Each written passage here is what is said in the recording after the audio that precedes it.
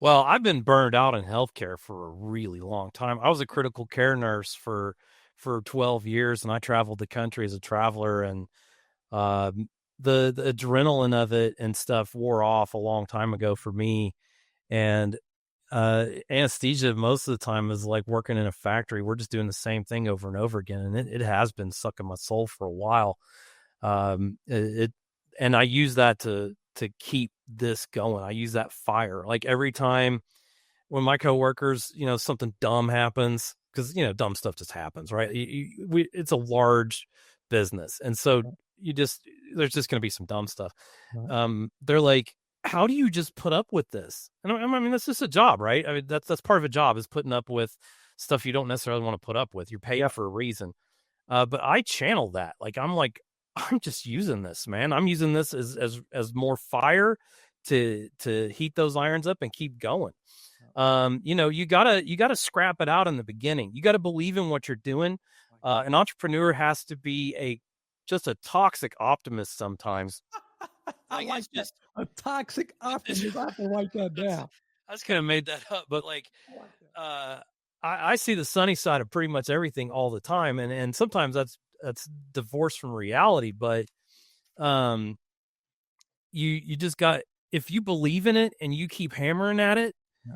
um, persistence pays off more than anything.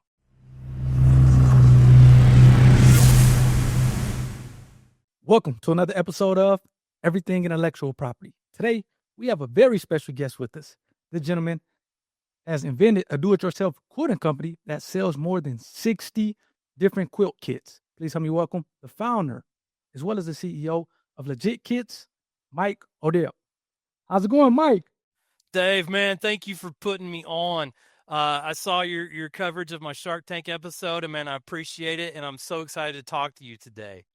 No, absolutely, and I appreciate you definitely leaving a comment. It's always cool to kind of hear from, I guess, the owners under the video and kind of what they think of it and their thoughts. So I appreciate you kind of leaving your feedback on it. And I have to tell you one thing, I didn't realize because it seemed like it was a ton of comments that were from quilters and avid quilters. So I know you had mentioned, I think on Shark Tank, which we get off into that a little later on, that it's over 11 million quilters in the U.S. And but I definitely believe that because it seems like the quilters definitely tuned into that episode that I did and kind of left their feedback. So that was cool to see. I always, I guess, kind of getting off into it, whether or not someone is watching this on video or the audio version of the podcast. I always like to guess, kind of give a description of what it is that they've created or invented or kind of what their business is regarding or about. Yeah, so I am a registered nurse. I've gone and had additional training, so now I'm a certified registered nurse anesthetist. I administer anesthesia in a pediatric hospital, but I have done art my entire life, and I like big works of art. And when my wife got into quilting and we went to some shows, I saw some really cool stuff that just blew my mind, and so I wanted to kind of get in and do my own thing. So I came up with my own way, excuse me, to do foundation paper piecing. And it's been a foundation paper piecing has been around for a long time, and there's some software that generates patterns like that. Okay. But I had my own idea of how to approach this particular technique, and what I bring to the quilt world is I the quilt world is typically known as a place for craft, and I've brought art to craft, and the difference between art and craft is both of those things. The similarity is both art and craft take skill to manufacture. Okay. But the thing that brings it to art is art causes an emotional response in the viewer. I like And so that's what I go for. Every one of our designs, I want it to be a work of art. Every angle is important. We use a lot of color theory. And I hire artists to generate the artwork for our quilts. So I have an art team and I direct that art team, and I throw away more designs than I let go through because I'm very picky. it. But what we ended up doing was all our quilts are sewn out of solid colors. Um, and I compare our product is not actually fabric and paper. Everybody sells that. What I'm selling is pure dopamine, because when a quilter finishes one of our designs, they show it to everybody they know. They show it to everybody on the internet. They broadcast it loud and proud. Yep. And we stay with our customers the whole time. So if a customer loses one of these fabrics, if they cut it wrong, if their dog eats it, whatever, they send us an email. We send them another piece in the mail at no charge. Wow. We want them to finish these things, Yep. because once you finish this, like I said, you're going to bring everybody you know to come see it, and they're going to think you're a wizard for doing it. And it's just super cool to be part of that.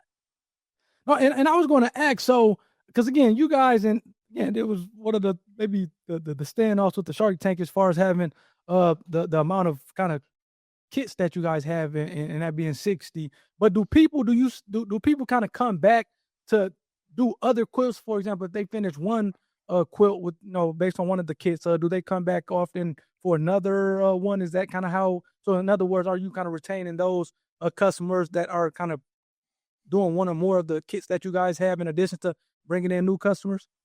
Absolutely. Our return customer rate is over 20%. It's Nice, heavy. nice. And there are people out there who've done 30 of my quilts. And they just want to do more. Yeah. My customers, I have a Facebook page for Legit Kits. It has almost 9,000 people in it now, Nice. and they're just doing our quilts in there. And they were livid. They were just like, I can't do not cut back to only 20 patterns. Just introduce another one a year. And Shark Tank is a very edited show, right? Like there's stuff that's cut out, and I'm not supposed to go into detail about what all got discussed that didn't make it to the TV screen. But quilters love variety, and I want to have like the opus quilt for everyone. And you may be into dragons, you may be into firefighters, you may be into knight in shining armor, you might like tree frogs, and we just do everything that is just cool to me. And most of their pattern designers come out with 1 to 2 designs per year. We come out with a new one every month. Wow. So we are just rocking it. I've got an electric guitar hanging in my office. It was my dad's, and I can play it just a little bit. But that is what we are to quilting in the quilt world. We are the electric guitar of the quilt world. We are loud, we are in your face, and we're awesome. Love that. Yeah, I like that. So backing up a little bit, so it seemed like you are already always artistic, and then it seems like you said that the wife got into quilting. Because I'm always interested and fascinated by how did people kind of decide to do this particular thing. Whether a lot of times you see they were solving a problem for themselves, or maybe they're solving a problem for a family member, and next thing you know, they kind of have this product that they're kind of selling, or whatever the case may be. It seems like in your case, you were already artistic, and then when your wife got into quilting, it was like, okay, it's kind of almost like a perfect marriage to kind of having these kind of kits and being able to quilt. Is that kind of how things kind of came into be? Yeah, I just never had thought about quilts before my wife got into it. I had dragged her along to classes to do all kinds of stuff: pottery, glass blowing, cake decorating. I've done wood carving, sculpture, I just like playing with new stuff. Yeah. And I knew how to sew. Because I wanted to be Braveheart for Halloween one year, and I couldn't find a costume I liked. So I bought a sewing machine and made my own Braveheart costume, and then I just like making stuff. Nice. My favorite thing to do is to take an idea and turn it into reality. Yep. I could do that all day long. I just love it. Being able to take something in my head and put it out there. And again, I always say this pretty much with every guest, whether it's offline or online. I think that's an underrated skill and genius to be able to kind of think of something in your head, kind of bring it to life, especially to the point where other people want to purchase it from you. And again, I had kind of posted a video that came out this week on my LinkedIn, and I guess somebody had kind of left a comment to that fact as far as kind of being able to execute on something, not just having an ideal and whatever the case may be, but being able to execute on it and coming out with it and kind of going through all the things that you have to go through to actually turning into something like, in this case, a legit business, which, and again, like I said, I think it's very underrated, and we don't appreciate that enough, or at least we don't talk about it, give kudos to it enough, in my opinion, which is something that's interesting. So let me ask you this, because I saw something, at least on the website, it was Legit Kits Australia. So I guess what is that about in terms of maybe what is actually being done in Australia, and why is that? I'm assuming that that's kind of a big country where quilting is big there to be able to say, okay, we're going to do something with Australia with regard to legit kits as opposed to like another country? Yeah. So legit kits is, or quilting itself is popular in most of the I guess areas that the British once ruled, right? So um I believe it's and there are people outside of those countries, but Mm, our second biggest customer is Canada, and then we have Australia is our third biggest customer, and unfortunately right now we've stopped shipping to Europe because they have some trade, they got some trade restrictions there that makes it really hard for a small business to ship there. Sorry, just a mm. second, quick water drink here. I Um, kind of keep my Topo Chico here handy. I love Topo Chico. Um, so Legit Kits Australia. I met a woman at the Houston International Quilt Festival. That's the biggest show in the Western Hemisphere. Okay. Prior to in 2019, they had over 60,000 attendees to this 5 day show from all Wow. over the planet, Wow. and it took a hit. Of course, 2020 it didn't happen, and then it's slowly Yeah. been growing back. But I met lots of people from Australia there, and one put together an import agreement with us. So we ship patterns to Australia, Nice. and then they kit them up. The person that I'm working with, Danny, she has quilt shops in all 6 provinces of Australia. Nice. And so she's our distributor for that area. And we have a Okay. couple of Canadian distributors as well. So what we do is we ship the patterns Yeah. and we wholesale those. We don't wholesale our kits because there's a ton of work in these things. That firefighter behind me has 127 different fabrics in it. Right. Somebody had to cut all that stuff, and they do it here in this office. But to ship all that weight, especially overseas, it's just too much. And I'd have to jack our prices up through the roof to have wholesale pricing on our kits. So we only wholesale patterns. So let me ask you this, because again, uh I know we're talking about this off line as far as is it straight edge quilting or because and like I said, I love these interviews because I get a chance to learn something new about a different area every time I do these things, and I didn't realize it was different forms of quilting. I thought it was all the same, but it seems like this with the paper quilting is maybe a subset or something different than maybe another form of quilting. Can you maybe go off into that a little bit and tell the difference for the audience members who maybe kind of is wondering the difference?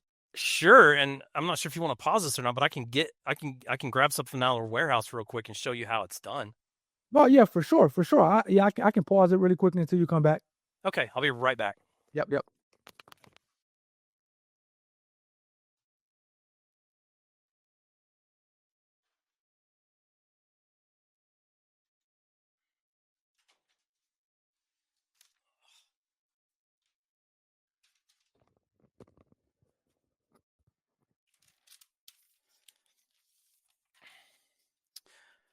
Okay, so what I'm going to show you real quick is something we haven't released yet. This is pretty good stuff.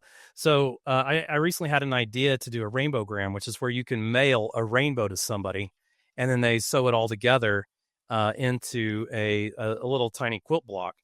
But the way our pattern works is you sew the fabric to a paper pattern.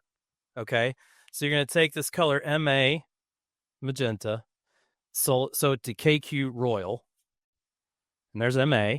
There's the fabric. Okay. So you're going to put that on the back of the pattern, and you can probably see through it there. Yeah. Yep. So you're going to lay that here, and then you're going to sew royal.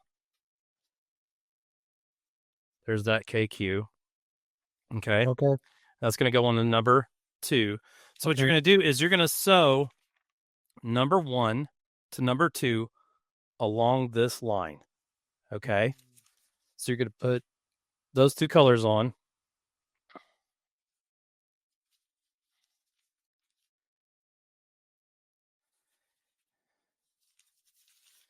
And so then you would run this through your sewing machine, and you sew along this line. Yep. And then on the back of the paper, you will have sewn through it, right? And then it folds into place here because that thread has gone through there. Okay.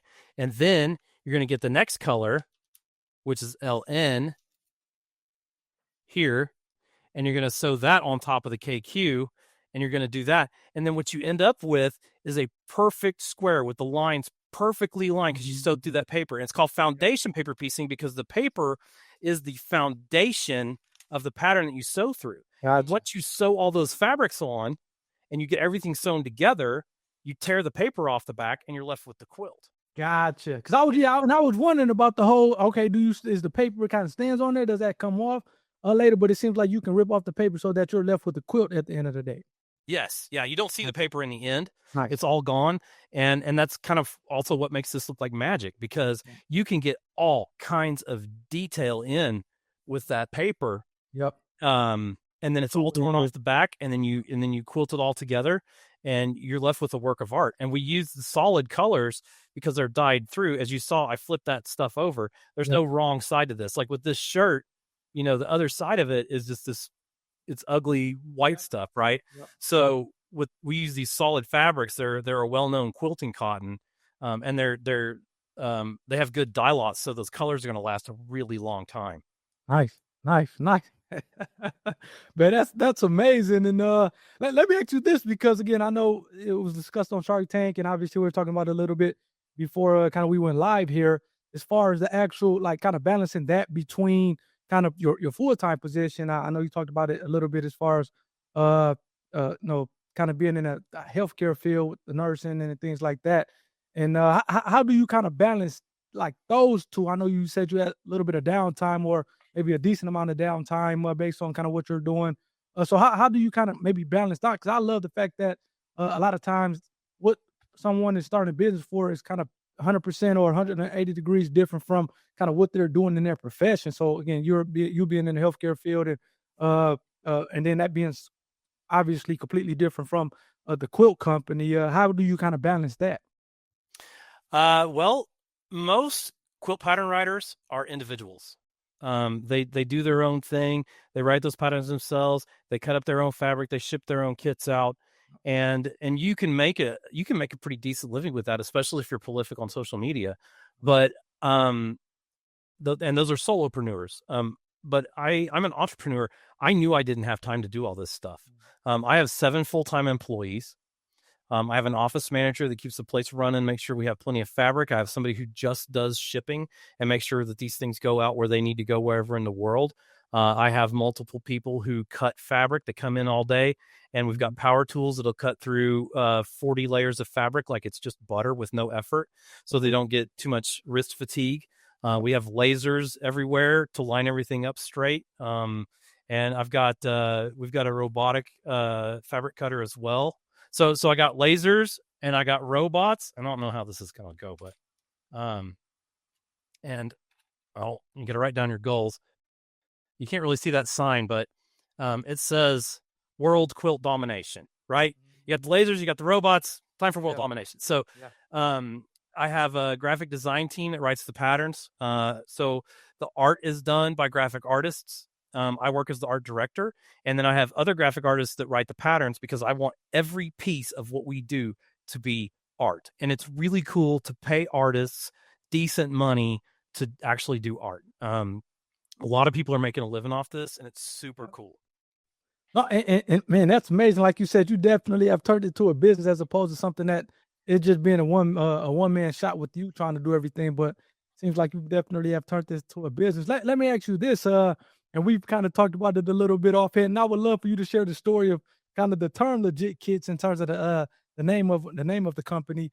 But from an IP perspective, we all know that IP is a part of business. Whether you're dealing with trademarks, copyrights, patents, trade secrets, IP is going to be involved in some form of fashion. Is that something that you knew about ahead of time, or did you kind of just because I'm not sure how much you kind of dealt with it in your profession, but I guess when did you come to learn or experience IP if you didn't know about it already? I've been fumbling my way through this from the beginning. Like I had a big idea. I wanted to make it happen. I set goals early because if you've got goals, then you're good to go. Because the definition of obstacle is the thing you see when you're not looking at your goal, right? Like I knew what I wanted to do. I knew I needed to get there. And so the great thing about business is I am learning something new all the time, and there's no end to it.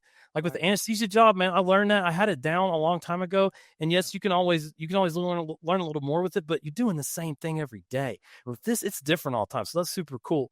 I didn't think that I could get a patent for what we do with paper piecing. Yeah. Foundation paper piecing has been around for decades.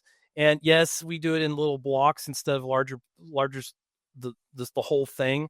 So I did fragment it into these pieces, Okay. because that's easier to put through your sewing machine. Yep. Yep. But um, I there was nothing I could patent with what we do. It's all been done before. Yep. I do file copyrights on our patterns. So I put them through and it's just like a 2D work, Yep. right? So it's just the image of the design. So Okay. that's not terribly practical for what I'm doing, because if if somebody can knock this off, man, I'll pay them good money. It took forever to build the processes to make these things. Yep. And there are some people out there who are artistic pattern writers, but nobody's as proficient as we are. And by like level of magnitude. Right. Uh, Right. and then I did trademark the name Legit Kits. And one of the reasons that I uh, chose the name Legit Kits was because legitkits.com was an available website at the time. And that helped me make the decision on what to name my company. The other Mhm. thing is, the first pattern I ever wrote, a woman showed it to her boyfriend, and he looked at it and he said, "Babe, that quilt is legit." And I had not heard that sentence before, and Yeah. that cracked me up. And so, one of the things about appropriating the name Legit is I try and make us legit, right? Like I filed that trademark, I I like that. filed those copyrights. Yep. Um, I don't encroach on other people's intellectual property. Although I did start out writing Star Wars patterns just because I'm a fan. I early on decided not to pursue those Right. designs, and I haven't sold them. I'm not gonna. There's one quilt that I really want to do, and I have thought about approaching Disney In terms of for. like some type of licensing agreement or whatever the case may Yes, be in exchange for a yes, royalty. yes. But I haven't jumped off that bridge yet, just because I've got so much art already Sure. Sure. that I probably need to be doing this full time if I'm going to do the Disney deal, Yeah. I honestly. got you. I So got you. once we get there, then that'll be something we probably pursue, because I've got some awesome art to do with No, that. and I was going to say, I mean, maybe kind of finishing up on that Disney piece. It seems like this would be interesting just because, maybe you have some Disney covers and things like that. But from a quilt perspective, it seems like this would be kind of uncharted or untapped potential for them as well. I would imagine that they don't have Yeah, quilts or anything that they're selling, which kind of opens that door for you. Yeah, so you talked about having trademarks, filing copyrights. Was that kind of, did you kind of know about intellectual property before kind of having to do it yourself with this business, or was that something that you had to kind of come to learn, just kind of going through the process? I know you talked about kind of learning things new on the process. Some people have experience for with IP, whether it was at another position or a career or whatever the case may be. Some people, they kind of learn it for the first time going through the fire with their company. But for you, was it something that you already kind of knew about with regards to trademarks, copyrights, things like that, or was it something that you kind of just came to learn kind of with Legit Kids? I have a master's degree on how to put hoses in people, and I know how to give drugs to children. Right, like that's my official training. When I Sure, first sure. started doing this, I used the word patent, copyright, and trademark interchangeably because I didn't really know the difference of them. I was like almost everybody else out there. But once you start making something that's worth something, Yep. you got to protect it. Gotta protect it. And so I had the crash course in intellectual property. An attorney friend of mine pointed me to an attorney friend of his, and that he set me straight on that stuff, and I'm forever grateful. And I've definitely hired intellectual property attorneys to help me, Yep. and I am glad to have that, because I do feel protected, Nice, and that nice, and that's nice. important. No, and it's interesting. I know a lot of times on the patent side of things, a lot of people think you only can kind of, it has to be a physical product in terms of what you're patenting in terms of an apparatus or whatever the case may be. But what a lot of people don't know is that you can actually protect not systems, but processes and things like that, methods and things like that. So I know you were talking about how kind of your method of kind of doing this is sophisticated.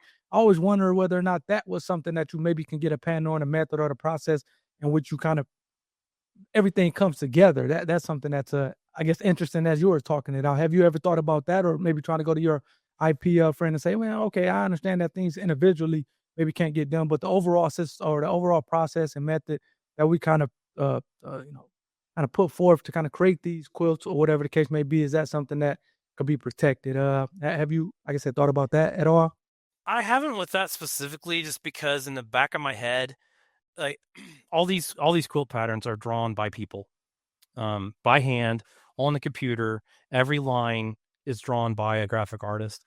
And that's because there is software out there that can write quilt patterns, but I don't like the format of it. And I wanted ours to look good. And so I feel like one of these days, and I want to start it this year, honestly. I want to start getting some software written that'll do this stuff, because that's I going to would too. revolutionize what we Yeah, do. for sure. Um, and I think that there will be work for my artists no matter what happens. I think that, we may need to tweak stuff here and there, and I can keep them online. But once I get a software written for this, I think it's going to be off the hook, honestly, because then we can Yeah, start doing custom stuff for people. yeah, And I mean, it'll be expensive because we're going to have to custom cut all those colors for you and send them out. yeah, And we don't send you in all these little triangles, right? But we send you a hunk of this much fabric and this yeah. much of that. But we have to cut them in batches to make it cost effective. So once we actually have software, I will definitely get that protected. Nice, And nice, and I think nice. that'll be a very marketable item to have as well, because if you can make your own something like this and then just get to us for the fabric, Yeah. then it's game on. No, for sure. No, I definitely agree with you on that. Let me ask you this. So then kind of uh, appreciate the intellectual property and kind of talking about the importance of being able to protect that stuff, whether it's copyright, whether it's trademark, heck, whether it's patents.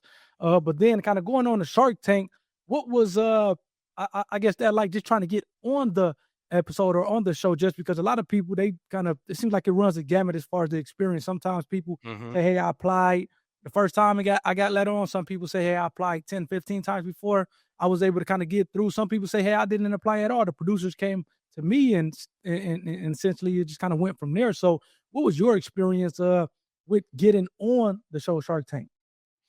A buddy at work, I hundreds of people were just like, "Man, you need to take that to Shark Tank," and I'm like, I don't see how they would be interested in this. They're interested in something that everybody can use. And what we do is, so out of all the population in the United States, there's 350 million people in the US. Of those 350 million, 11.1 million are quilters. And if you think of 11 out of 350, that hides pretty well. And out of 11 million quilters, only a small fraction of them are really interested in foundation paper piecing. And so I'm a niche of a niche. Right. And I thought, I didn't think Shark Tank would even go for it. But my buddy was just like, "Hey man, you've got a functional business. It's working. You're making money, Yeah. and you got something that's really cool." So he was like, "It can't be that hard to apply." So I walked into the OR to give him a lunch break. He pulls up in his computer. He's like, "Look, here's the application," and he went right to it. It's not hard to find it online. And I was like, I just go to lunch, man. I'll think about it." And then he left, and I looked at the application. I was like, I have good answers to all these questions, because we had just put up $1 million a year of sales. Yeah, yeah. So I was like, okay, what does it hurt? And so I just filled out all those fields in the application. What's your website? What was your income? Just really, really just get to know you type questions. I sent those in. He came back from lunch. I held up my phone and it showed, "Hey, we received your application. Don't expect to hear anything from us," because Shark Tank on their website, it says more than 10,000 people apply per year to get For on. sure. Yep. When I looked at their numbers for 2023, over 40,000 people applied to get on that show. And when you look at how many episodes air and how many entrepreneurs are on per Right. episode, about 100 people make it to TV. The odds were stupid. It Yeah, wasn't supposed to happen. yeah, for sure. I went home to my wife and I told her, she don't like surprises, right? And so I was like, "Hey, I just so you know, I applied to get on Shark Tank. Odds are not, it's not going to happen." And she was like, "You are not going to get me on television. Don't even think about it." And I was like, I don't think it's going to happen anyway. She's like, "No, no, no, no, no. When you do stuff, oh, I'll just get on Shark Tank. You'll be on Shark Tank." And I was like, "It's not." And then I got on Shark Tank. But yeah, so I applied, and um, then it is real that the sharks see your stuff for the first time. Yeah. when you walk down that hallway. They have not, they're not briefed on your company or whatever.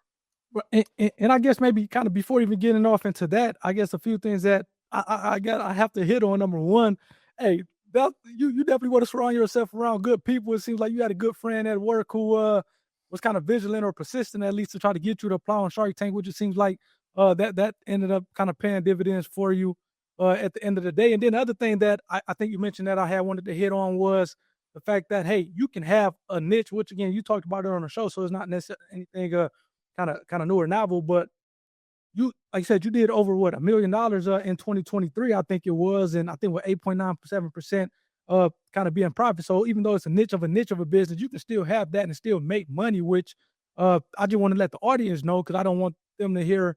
Obviously, in your case, it was different because you're talking about having a niche of a niche and then going on Shark Tank, which again, it kind of debunks that and tells you can still get on with having a niche of a niche business. But just because audience members, you have a niche of a niche, that doesn't mean that you can't make money. I think Mike was, his business is a testament to that to kind of make a decent amount of money, even though it's a niche of a niche business. So I did just kind of want to put forth that. Apologize for cutting you off, Mike. So then now Oh, you're on the show. So tell me about that experience, because like you said, there seeing this product for the first time as you're on the show. Shark Tank is a trip, man. Uh, whoa, I I've never been on TV before, except like the local news, filmed me when I was in line for voting and whatever. And I film myself for my business all the time, but this is national television. This is going to be on Hulu. It's the big leagues. Yeah, it's the big leagues. And like I'd walked Shark Tank, and of course I imagine what it would be like walking down that hallway and pitching my stuff. And I was like, oh, I'd like to do that. I think that everybody thinks that, right? Like I could get up there and rock that. Um, but once I got a tape date, like, oh my gosh, like This I'm is gonna go happening. to Los Angeles and tape a TV show. And I was thinking, I'd seen several people. They're like, "Oh, I love all the stuff you've done with all this, with the sharks." I'm like, "How do they know this?" Like, you see them on TV, and it's the same. You know that Kevin likes to do a royalty deal, and that Lori has a bunch of patents. But like, how do you know these people as people? Yep. Well, I've published a book before. It's about local real estate here in Oklahoma City, and one of my coworkers, or over time, like, so I'm in the anesthesia world, and people's spouses tend to want to just they want to do stuff with their money. So my book is about becoming a landlord here in Oklahoma City and all the failures that I had while doing that. It's pretty self-deprecating, but um, people are just like, "Hey, my husband really wants to start being a landlord. Do you got any tips for him?" I was like, "I actually got a book. I got one in my locker here. You can just have it, and then he could read it." And so you see these people 6 months later, a year later at a party, and this person I never met before walks up to me, and they're my best friend Yeah. because they read my story. Read the Like they book. went on Yeah, this adventure with me. for sure. So with Shark Tank, I was like, I just started looking, and all the sharks have audiobooks. So I listened to all their audiobooks, and they're all business books, and I love that stuff anyway. Yeah. I got to know them all as people. I genuinely liked everybody in that room before I walked in there. And I heard all of their stories about how, bad mistakes they've made, how they were on the ropes and their business was about to collapse, and then they came up with an idea at the last minute. Um, and like with Barbara, I never felt so sorry for somebody making $40 million in my life, because all of a sudden she went from a person that everybody was waiting to get hold of. Once she sold the Corcoran Group, like she couldn't even get a phone call to go through to people because she'd sold her business. She wasn't doing that stuff anymore, and I Yep. just felt terrible for her. So like I got to know all those people, and I also knew every one of those people on that panel had been in the same spot I was in. Mm. Every one of those sharks had a business that had $1 million in sales, and they had the same pain points that I do. Yep. And I felt like I belonged there. And that really helped me. Uh, Now, before I walked down the hallway, I was in the back and talking to a stagehand about Willie Nelson while a lady touched up my makeup and blew a fan on me so I wouldn't sweat too much. And he was like, Willie Nelson? I was like, yeah. And he's like, I was backstage with him one time, and the makeup lady came up to him and he said, honey, that's a waste of powder. And so we were just kind of chuckling about that. And then there's an overhead announcement that says, doors open in 1 minute, 8 seconds. And I was standing by the doors, right? Like, so my heart fell out of my chest. I couldn't breathe. And I was thinking to myself, where in my life did I go wrong? What did I do? This is the stupidest thing I've ever done in my life. These Really? people are going to kill me. I'm going to die out there. I'm going to choke on national TV, and I'm going to get to watch it in reruns forever, you know? But That's I had hilarious. that minute, 8 seconds, because they start counting down from 8. I don't think that's a secret I have to preserve for Shark Tank, but they start counting, I gathered myself, I just told myself, all right, your pitch, your company, you've been talking about it constantly for years. Just go in there. I also figured out their sense of humor by listening to their books. And so I worked that into my pitch, and I had them laughing in the first 45 seconds. And at that point I was working a crowd. Yep. And if I'm working, I could work a crowd. Like I'm fun at parties, right? I got a story for everything. So that was fantastic, absolutely fantastic. And I wanted to be out there longer. But once everybody's out, you either got to make your deal or not. There was so much more I wanted to say, Right. but Mr. O'Leary wanted to take a chance with me. We shook hands, and we went through the due diligence process as happens after Shark Tank, and unfortunately, we couldn't reach an agreement on that royalty deal. We tried for 3 months, and the numbers just didn't work. And so, honestly, I thought that was going to kill my chances of airing. But Really? yeah, because the if the TV show wants to be real, right? And it was, that was a real handshake agreement. We really tried to make it work. Oh, for sure. For Um, sure. And it's a ton of but people who I've interviewed who, again, no, a fair amount of them, it does go through all the way through the finish line, but it's still a fair amount of them, even though they kind of strike a handshake or deal on TV, it doesn't kind of make it to the finish line. And it seems like the episode still airs. So it seems like that's a good thing. I had nothing but a wonderful experience Yeah. with the team. I got nothing bad to say about anybody. It was an amazing experience from beginning to end. And then for a watch party, I rented an event space and I invited everybody, and more than 100 people showed up to this thing. We had shark cakes, and Nice. uh, it was so cool that day that it aired. Like, 'cause I didn't know what I was going to see. They don't tell you what you're going to Yeah, see. right. Because they're, and like So you said, it's 40, 50 minutes you're out there, but they're yeah, editing it down to like 10 minutes. yeah. And so it was the first time I was seeing it, and I didn't think that they would edit it to where I'd be some kind of bad guy, but I had no idea what was going to make it. So it was exciting for me to see it, but to be in that room with all those friends of mine and people I've known throughout my life, it's like a wedding again, right? Yep. Like Sure. all these people that you've known, like my staff was there, but people I work with at the hospital were there. My mom was there, my brother, Nice. friends from grade school, like all together in that one place. No, they never will be there like that again. Yeah. And then I come walking down that hallway and everybody's screaming their brains out. Oh man, I don't even care if it didn't change our sales. That was the experience of a lifetime. I got flown out to Los Angeles, got to go onto a Hollywood movie set and meet famous people on and get on national television. It was the adventure of a lifetime. It No, was just so dang cool. and it sounds like you had a blast there. And again, I think you had pointed it out before. And I mean, obviously, I kind of do these Shark Tank breakdowns where I go through each pitch and kind of try to at least get my perspective from an IP attorney. And again, there's some of those things that you kind of notice. It seems like you kind of picked it up too, just from maybe watching the Sharks or kind of reading their books. Where Lori, she's kind of typically the one that's going to talk about IP and patents. Mr. Wonderful, like you said, he's a big royalty guy. It seems like Mr. Wonderful, even though it's something that he doesn't necessarily care for, if it kind of makes dollars, then he can kind of make sense out of it. A barber doesn't want to do anything from a technology standpoint a lot of those times, and kind of marquee kind of is like, okay, is it big enough? Is it scalable enough for me to get in? So Right. you Yeah. kind of know what each shark kind of brings to the table, what they're looking for, so to speak. So did you have an ideal of maybe, okay, I know Lori probably is not going to go in. I know Mark is not probably going to go in, but Mr. Wonderful is kind of in play, and I didn't think dealing with the Mr. best shark. Wonderful was going to go for it at all. Really? But then, you think about it, he does all kinds of stuff with weddings. Yep, He does a lot of things with what you would consider to be a feminine type pursuit. for sure. So I guess I shouldn't have been surprised. I thought Lori would go for it. Honestly, Yeah, I thought one of the women would go for quilting because that 95% of my customers are female. And so I figured I would strike a chord with them. And I guess with Lori, when she because she was really hammering on me having so many SKUs. Wheels, yeah, If you patent something, you want to sell the heck out of that thing yeah. while you got the patent for those 7 years, right? And so it's 20, it's easy. 20, it's 20. A utility Oh, okay. patent is 20 years. Design patent is 15 years. Oh, okay. So they're wearing my ignorance on my sleeve like usual. No, I just, Uh, and typically I wouldn't. I mean, I just wanted to. I didn't no, want to get in I'm glad to learn that. That's yeah, even yeah, yeah, better. But yeah, still, if you're the type of person who who patents items, yeah. then I can see why you wouldn't want to get distracted and make a whole bunch of different variants of that Gotcha. thing. Yeah, But with quilting, my customers want that's variety. what you're saying. And the fact that we come out with new stuff constantly keeps us exciting Yeah. online. And that's why we're so successful.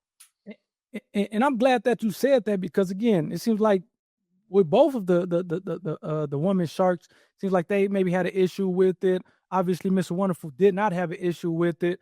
But I mean, again, and these sharks have made a ton of money, and they have kind of they're considered experts in business. But that doesn't necessarily always mean that they kind of know your customers or kind of what your kind of business like or what your customers like. So, like you said, Lori, they didn't necessarily like the 60 skills and wanted to kind of pare that down. But like you were saying before, and you were saying offline, like, hey, no, my customers love the fact that we have so many skills. So it's like, okay, I appreciate the advice, but respectfully, I'm gonna kind of continue to do it the way I'm doing it because I think that's kind of hammering home or hitting home with the customers, which is kind of something I guess you have to go with your gut with and kind of make that decision on whether or not you're going to pare it down based on this expert advice that you're getting, or okay, I mean I understand that you guys want me to kind of pare it down, but I'm gonna still kind of do my thing as far as have as many skills as I have. And let me ask you this, 'cause I know a lot of times people think, and I think you had it, maybe you were kind of brought up on the show where in 2023, you over almost $1.5 million in sales, and then maybe took a step back a little bit in 2024, kind of giving some new things or some changes within a business. As a two-part question, I know a lot of people think that business is like a linear progression and it continues to go up forever, but obviously it's not like that. It's like more of a sine wave where you have like the ups and the downs and you have to get through it all. I guess the first part to the question is, what was like the biggest breakthrough of legit kits? And then on the opposite side of things, what was the biggest challenge that you guys had to overcome with legit kits? And obviously that can be kind of one of the same thing. The biggest breakthrough was when I really started hiring staff. I had one employee for a while. She was kind of doing everything, and that ended up not working out. And then I finally rented office space. We rented a 500 square foot office space, and I couldn't have been more proud. And I was terrified because it was going to be $500 a month for the space, and we've got to sell that much a month just to keep Break our even. nostril above Yeah. water. And but getting people, that made it the next level. Uh, Innovating, getting it more efficient and being able to cut these things more of a mass production style. Yep. We cut them in batches. We do 16 to 32 of these things at a time instead of one at a time because it's only, it only takes 3 times longer to do 32 as it does to do one, because you're just stacking it and going down the line. So we're going to mass production was the big deal. There's been so many obstacles. I'm not even sure where to start with that. We What had a was one problem that with the maybe stands out for you? oh, I our colors were off. I was using a library of shades that was free online because I didn't know how to match them digitally. Because we start out with the art and we work backwards towards the pattern. I design all these things in those fabric colors, and then we break it into pieces into the pattern. That's the only way to do it. You can't glue triangles. You could do that all your life. You're never going to get a dragon like that. You got Right. to start out with art. So I hired a fantasy artist to do that. Well, we did one with a raven, and it was going to be a black raven against a red background, and it looked awesome in art. And then we did the pattern, and our color library was off. And blacks blacks can go different directions. You can have a reddish black, you can have a greenish black, you can have a bluish black, Mm. and um the the a lot of the blacks were too light.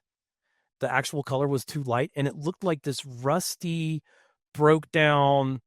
It looked terrible. The raven looked awful. The background looked good, and we had taken pre-orders on it already, because usually everything worked out fine, but this was our boldest coloration. We had taken people's money and we couldn't deliver. And you want to make an enemy with somebody, do that. Right. Take their And I money, wanted, baby. and people were just like, I still want it anyway. I'm like, this is too ugly. We have to go back to the drawing board. We're going to redo this pattern. And we ended up with a raven with a blue coloration to it, a blue cast to it on an orange background, because blue and orange are very nice complementary colors. And that sucker pops. But a whole lot of people wanted their money back, and we gave it back to them, of course. Nice. It hurt.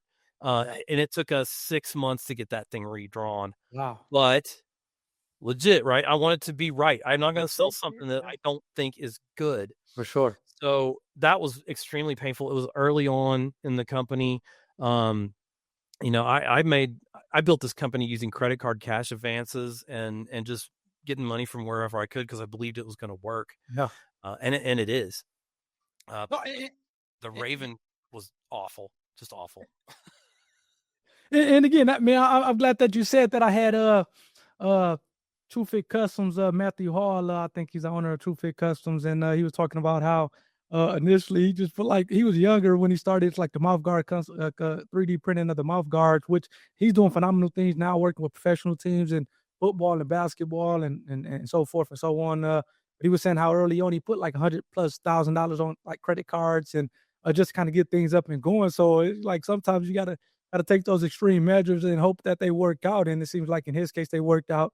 Obviously, it seems like in your case, it worked out. Let me ask you this: just for like aspiring entrepreneurs, what advice would you give to them? Because again, you are in a unique position where it's like, okay, it's not like I kind of hate my job, or or in terms of the day job, or you're maybe not making enough money in a day job. It's almost like to the opposite. It seems like obviously you're kind of killing it, crushing it with the day job, and it appears that you don't necessarily hate going to work. Seems like you got some good friends and things like that there. But if somebody who is maybe trying to get off into the entrepreneurship game and they're still working maybe another job or whatever the case may be, what advice would you give to that person as they're kind of maybe doing this double dutch to say, okay, do I get off into the entrepreneurship game? Maybe I started part time and then kind of hopefully try to grow it to the point where I can leave my job, or maybe it's going to be a forever part time thing and they're okay with that. But what advice would you give to kind of that person who's kind of going back and forth with really getting off into the entrepreneurship game to kind of bring their ideal or their product to the market? Well, I've been burned out in healthcare for a really long time. I was a critical care nurse for 12 years, and I traveled the country as a traveler, and the adrenaline of it and stuff wore off a long time ago for me. And anesthesia most of the time is like working in a factory. We're just doing the same thing over and over again, and it has been sucking my soul for a while. And I use that to keep this going. I use that fire. Like every time when my coworkers, something dumb happens, because dumb stuff just happens, right? It's a large business, and so there's just going to be some dumb stuff.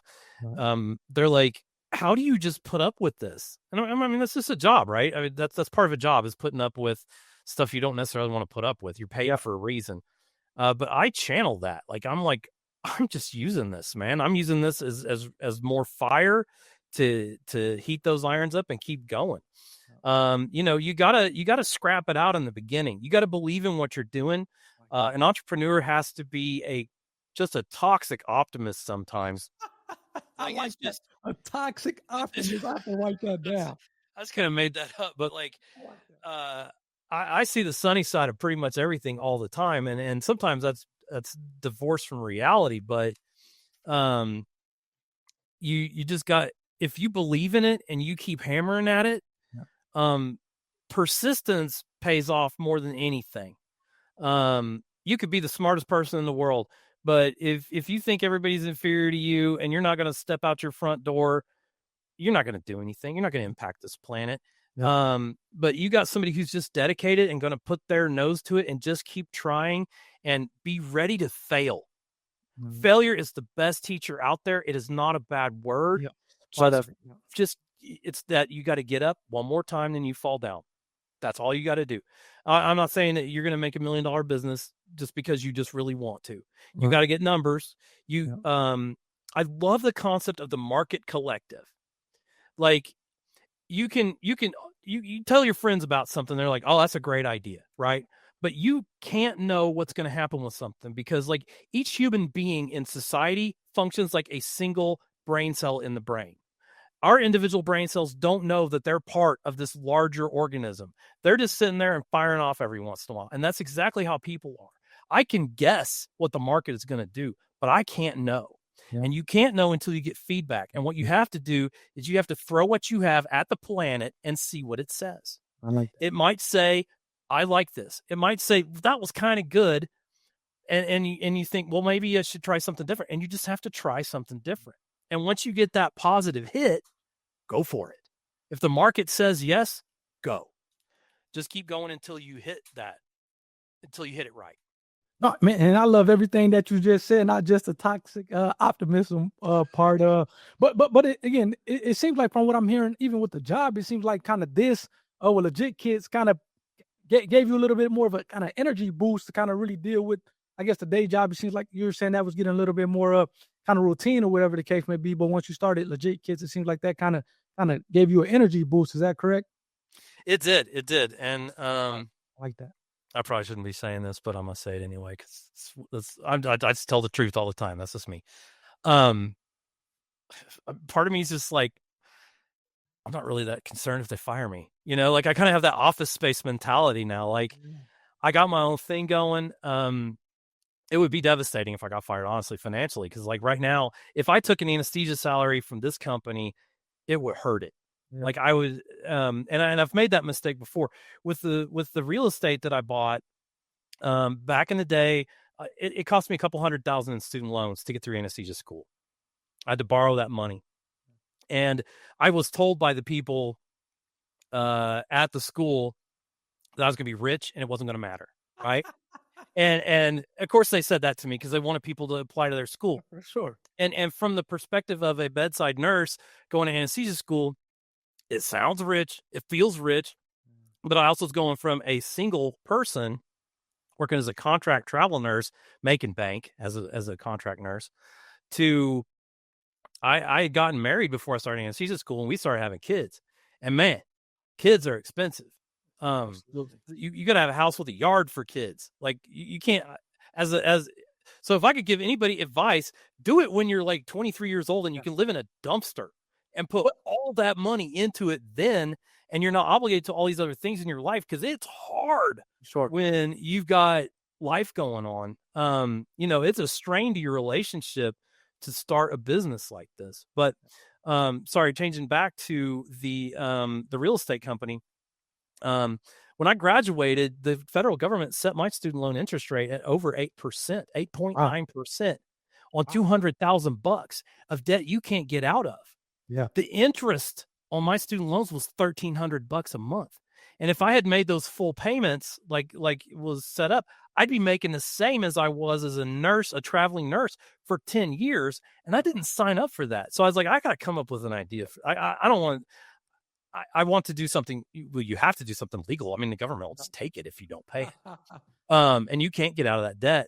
So I was like, you know what? I'm going to buy houses. I'm going to leverage the fact that I'm making money. I'm going to go to the bank. I'm going to borrow it. And I always wanted to get into real estate anyway. And so I bought houses in a low income area of town.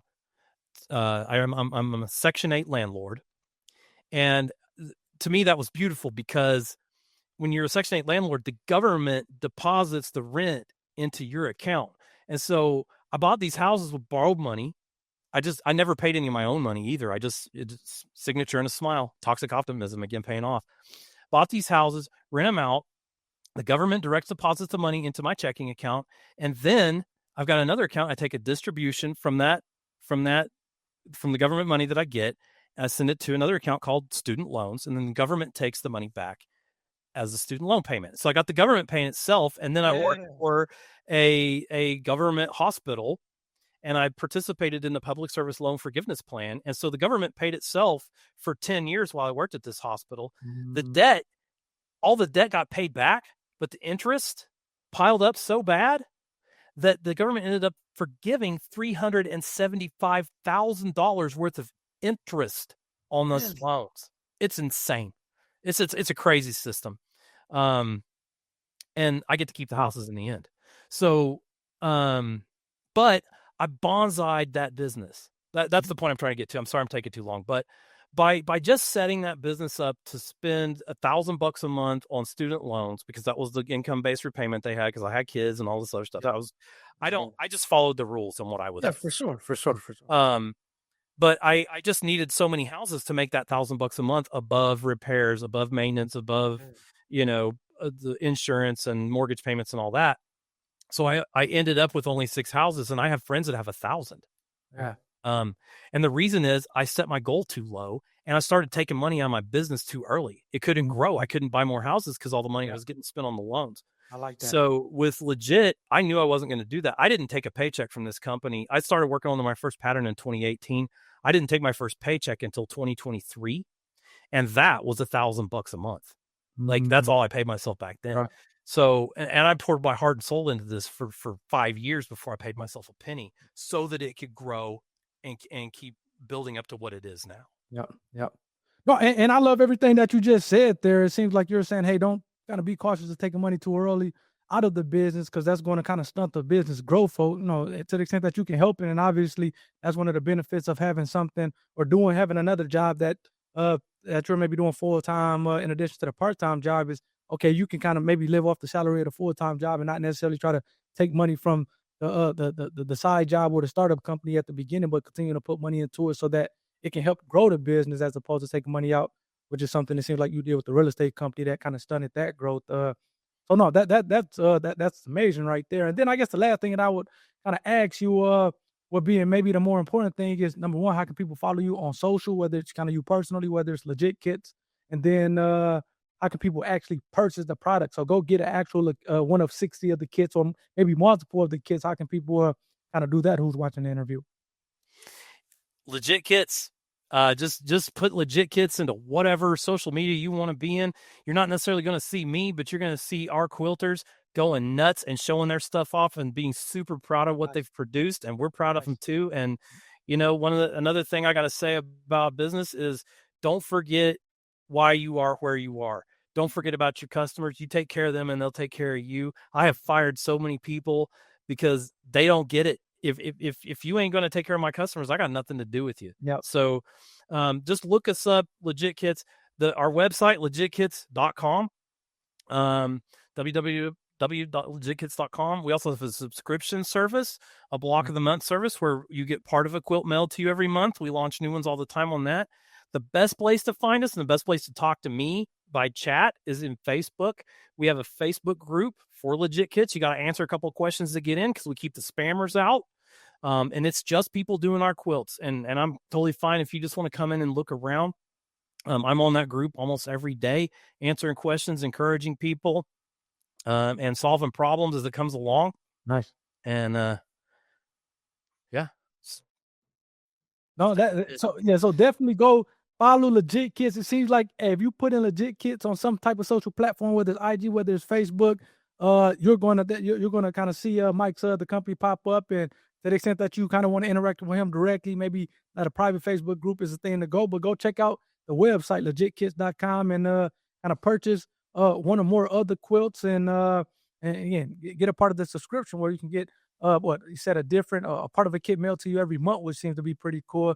Clearly, there's no shortage of ideas of different patterns of different quilts with over 60 SKUs in. It seems like they're continuing to come out with stuff and think of new ideas to come out. So that's cool. So definitely go check them out on the socials. I know when it comes out, Mike, I'll put those different socials in the actual description portion of the interview, just so people can kind of go check it out if that's something that they're interested in. And hopefully, audience members, you had your pens and papers out.